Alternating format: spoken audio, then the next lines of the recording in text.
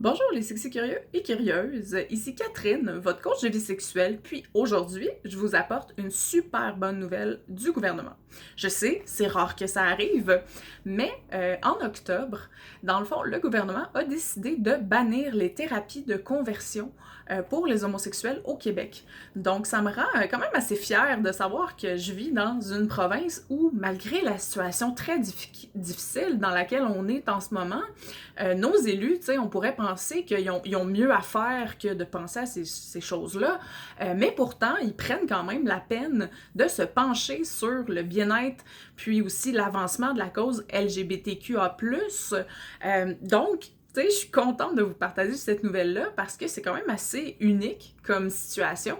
On penserait que, mon Dieu, ça devrait être banni depuis déjà plusieurs années, mais malgré tout, c'était encore dans la loi, donc ce n'était pas encore interdit dans la loi d'offrir des thérapies de conversion, puis maintenant, ça l'est. De quoi on parle quand on dit thérapie de conversion? Ben, on parle de toute pratique qui a pour but d'amener une personne à changer son orientation sexuelle, son identité de genre ou son expression de genre. Le projet de loi qui porte le numéro 70, va en fait interdire à quiconque, de façon gratuite ou contre rémunération, de solliciter une personne pour qu'elle s'engage dans un processus de conversion d'orientation sexuelle.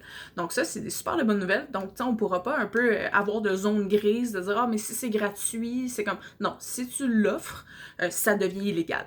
Ça n'inclut pas ici les gens qui souhaitent changer de sexe par une intervention chirurgicale, par exemple, comme la personne passe à travers un cheminement personnel à travers ça et que c'est un choix pris par elle-même.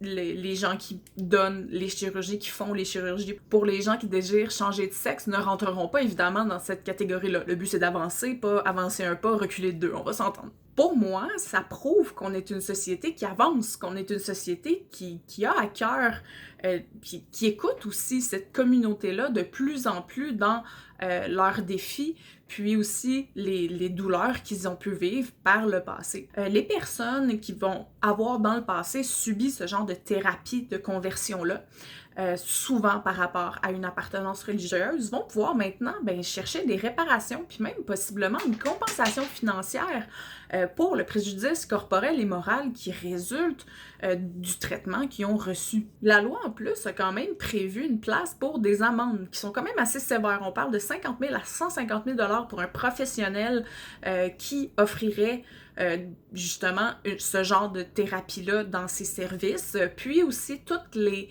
associations de professionnels sont embarquées derrière justement cette loi-là, évidemment, parce que eux aussi comprennent le bénéfice d'avoir des cadres légaux pour interdire ces thérapies-là. Bien sûr, tout ça, c'est que des projets de loi pour le moment, mais avec le premier ministre qui a lui aussi voulu déposer un projet de loi sur ce sujet-là à l'Assemblée nationale, c'est quand même quelque chose, d'après moi, qui va se faire dans vraiment pas beaucoup de temps, qui devrait être accepté dans pas beaucoup de temps, parce que en fait, il y a juste des points positifs à ce projet-là.